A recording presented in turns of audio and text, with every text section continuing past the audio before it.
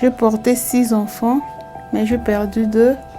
Pour l'instant, je suis mère de 4 enfants, dont les 4 sont vivants et 2 sont morts.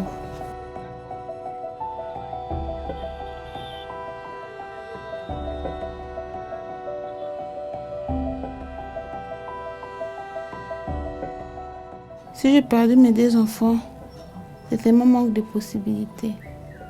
Parce que si j'avais des possibilités, je le dis souvent, je ne pourrais pas perdre mes enfants. Non.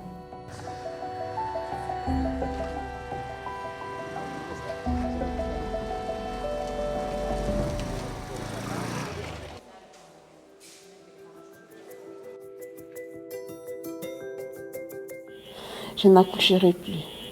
Tant mieux mourir qu'accoucher encore de nouveau.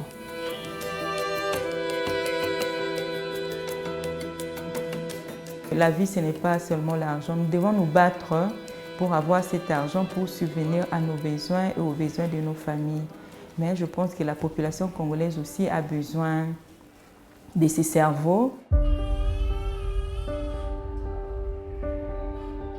Bien, ma vocation vient depuis bien longtemps, de plusieurs années, depuis l'enfance. Lorsque j'étais enfant, je voyais les personnes dans la souffrance, les personnes malades, et cela me touchait beaucoup. Je me disais chaque fois quand j'étais enfant que quand je vais grandir, je vais être médecin pour soigner les personnes malades.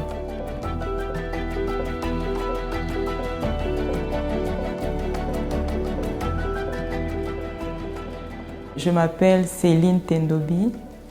Je suis gynécologue et obstétricienne au centre hospitalier Monkole. Donc je travaille au service de gynécologie, je suis chef de service. Donc j'ai fait la médecine pour aider cette population. C'est vrai que les conditions ne sont pas les meilleures, c'est vrai que les salaires que nous gagnons ne sont pas les meilleurs, mais les services que nous rendons à la population est au-dessus de ce que nous gagnons.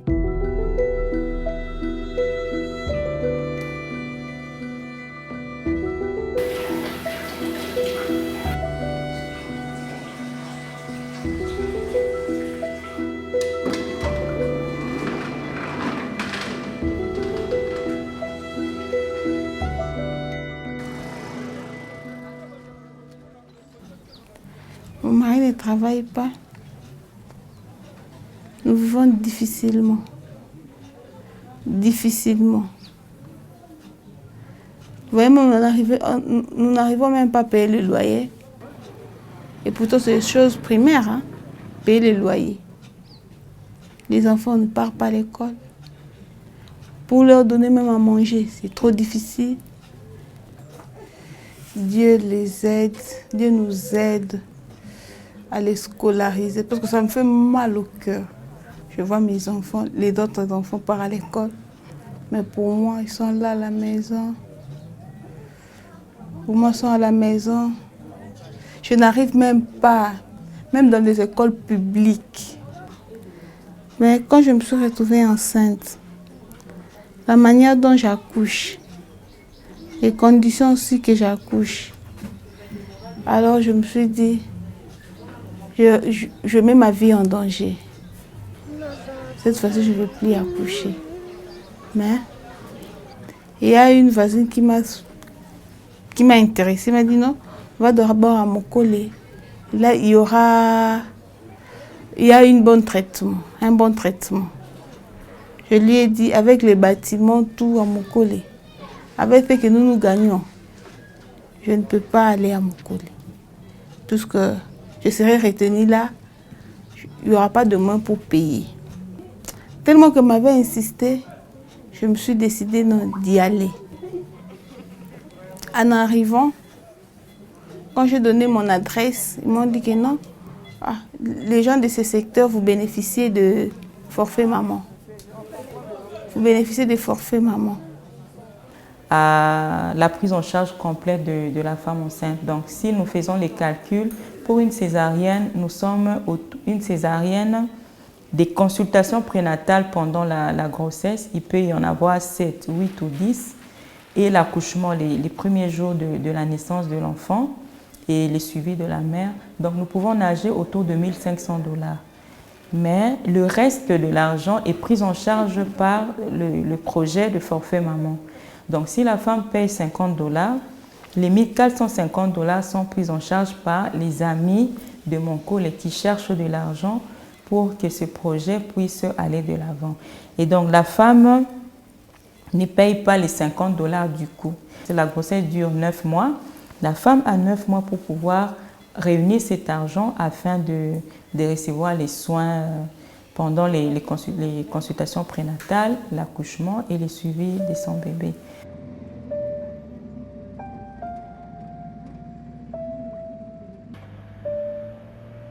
D'abord, il y a l'incrédulité. Les personnes ne croient pas que dans un hôpital comme Monkole, on puisse accoucher moyennant 50 $. Donc, il y a beaucoup de réticences. Les personnes pensent que c'est une tromperie, c'est un mensonge. On te dira au début qu'il faudrait juste payer 50 $, mais quand tu auras déjà accouché, quand tu auras déjà fini, une autre facture va s'ajouter annulant les 50 $. Ce forfait maman est en train de sauver beaucoup de vies ici dans notre pays.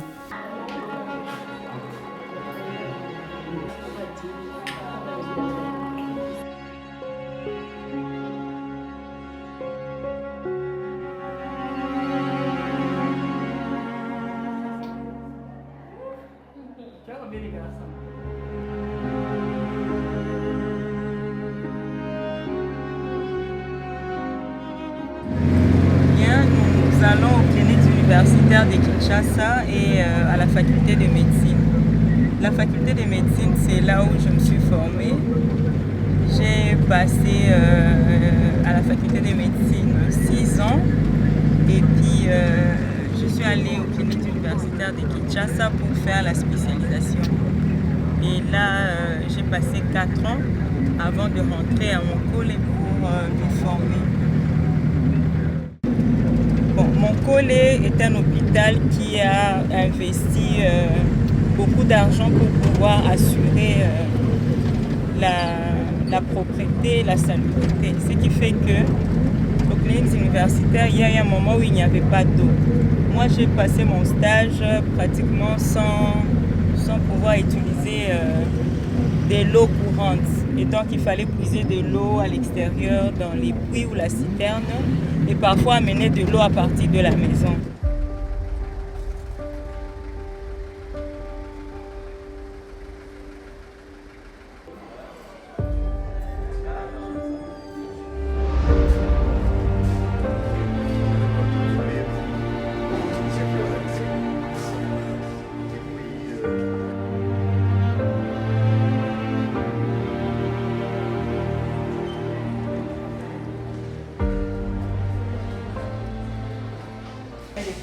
Ça, c'est elle qui avait fait ça avant de partir.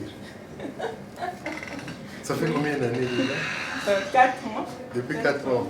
Donc, j'avais plastifié cet appareil pour qu'on puisse mieux l'utiliser et éviter que les touches ne puissent continuer à partir. Donc, j'avais mis ce plastique ici pour protéger l'appareil.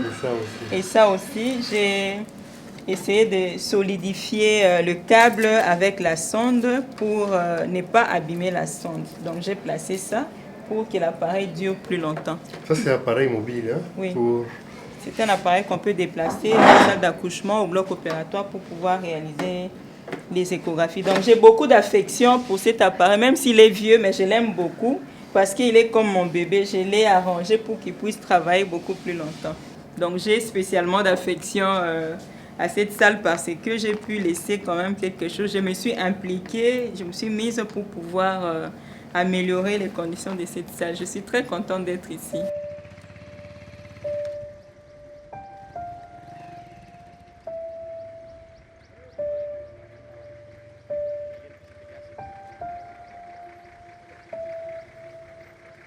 Et donc, je commençais à me former ici d'abord à Kinshasa. Après, je suis allée en Espagne pour améliorer ma formation en gynécologie et surtout en échographie. Donc moi, si j'ai commencé à faire la médecine, c'est parce que j'avais vu les besoins de mon peuple, de ma population congolaise, des femmes congolaises et des enfants congolais. Donc j'ai fait la médecine pour aider cette population. Et donc, malgré les tentations, c'est que j'ai fait comme choix, l'option c'était de rester ici au Congo pour pouvoir aider la femme congolaise, aider l'enfant congolais, aider la population congolaise. Le côté social de Monkole m'a beaucoup aidé et m'a convaincu de rester ici au pays, ici à Monkole, ici à Kinshasa, ici en Afrique, pour pouvoir sauver des vies. Parce que je ne sais pas si vous pouvez imaginer une femme qui meurt devant vous tout simplement parce qu'elle n'a pas de sang pour être transfusée. C'est-à-dire dans un hôpital où il n'y a pas de sang pour pouvoir sauver des vies, voir une femme mourir devant vous sans moyens, inerme, sans rien faire, ça blesse beaucoup. La première réaction, c'est de fuir cette réalité. Donc, c'est d'aller ailleurs, de s'enfermer dans des conditions où les choses sont bien vécues, où on n'a pas de morts à chaque minute, à chaque moment, où on est tranquille, on est entouré d'une sécurité. Mais cet aspect social de Monkole m'a permis de me retrouver, de me sentir à l'aise en ayant apporté de la main tous les moyens pour pouvoir sauver des vies. Et c'est une grande influence sur ma vie, sur ma décision. Et c'est un appui énorme. Donc, rester ici pour sauver des vies dans des conditions sécuritaires énormes, je pense que c'est vraiment un élément important qui a milité sur ma décision de rester ici à Monkole, de rester ici au pays pour continuer à sauver des vies. Je pense que c'est très important que les médecins, les spécialistes, les professeurs restent travailler ici au Congo au lieu d'aller toujours à l'étranger. C'est une fuite de cerveau, c'est comme ça que nous l'appelons, parce que notre pays aussi a besoin des compétences de toutes les personnes qui sont formées à l'étranger. Becky est allée dans les hôpitaux de bas niveau parce qu'elle n'avait pas de moyens. Mais lorsqu'on lui a parlé de Monkole, au début, elle n'a pas cru parce qu'elle avait vu les bâtiments, que c'était des beaux bâtiments et avec la renommée, la réputation de Monkole, elle ne pouvait pas croire qu'elle pouvait payer peu d'argent pour bénéficier des soins de qualité. Et donc, j'ai été heureuse de voir que c'est une femme qui peut témoigner qu'elle a bénéficié de la générosité de toutes les personnes, des amis de Monkole pour pouvoir avoir ce forfait maman et de pouvoir voir sa grossesse évoluer normalement dans les cadres du forfait maman, d'accoucher dans des conditions sécuritaires grâce à forfait maman et de pouvoir rentrer à la maison avec beaucoup de joie.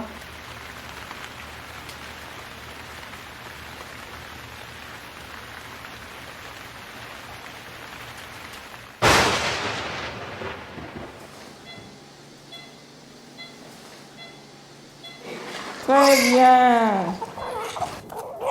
Très bien. Regarde bébé.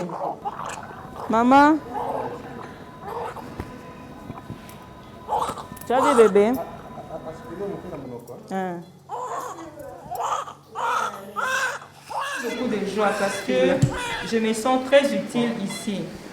C'est vrai qu'ailleurs, je pourrais aussi aider, mais je pense que je suis plus utile ici parce que la population congolaise, la femme congolaise a besoin de moi, de mon travail. Et donc, je suis vraiment contente quand je suis en train de mettre en application les connaissances apprises et que je suis en train d'aider les femmes et les enfants.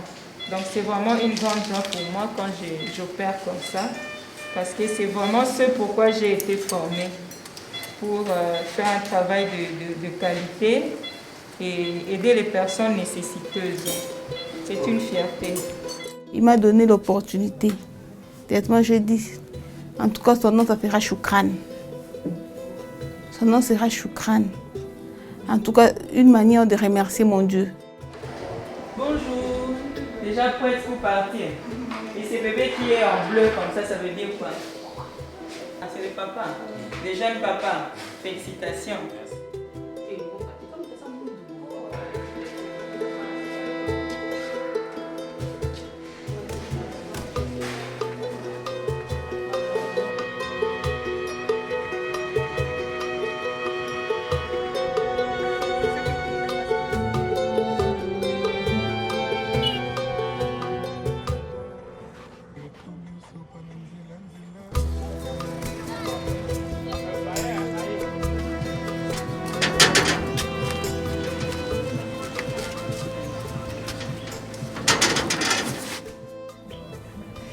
Je regarde aussi mes enfants. Aujourd'hui, si je meurs, qui va rester avec mes enfants?